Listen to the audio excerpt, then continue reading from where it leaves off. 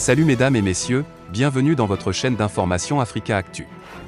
L'information nous hisse au sommet du monde, alors si vous êtes nouveau, abonnez-vous et cliquez aussi sur la cloche de notification pour ne plus rien manquer. Après avoir tourné le dos à la France et à ses partenaires européens, dans le cadre de la lutte contre le terrorisme, les forces armées maliennes soutenues par les instructeurs russes réalisaient des exploits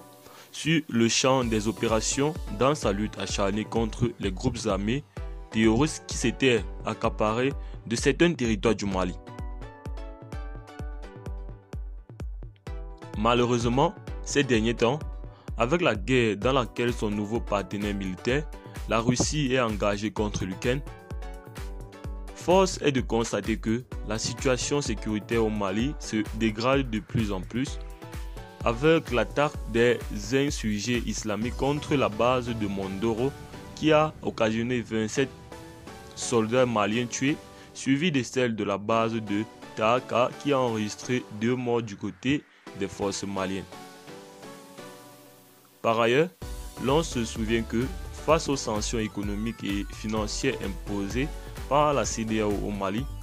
la Mauritanie fut l'un des pays auxquels le Mali a eu recours pour servir sa population en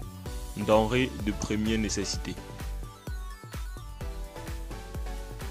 Malencontreusement, les relations entre Bamako et Mouacho se sont quelque peu tendues après que ce dernier a dénoncé l'assassinat de ressortissants mauritaniens sur le sol malien.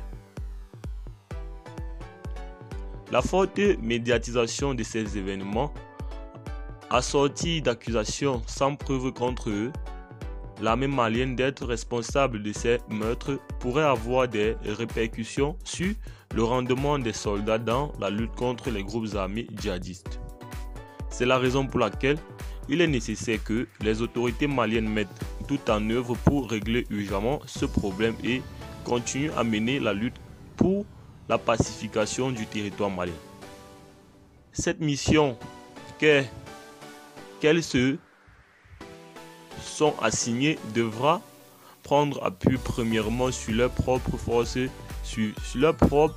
forces suivies des autres soutiens extérieurs.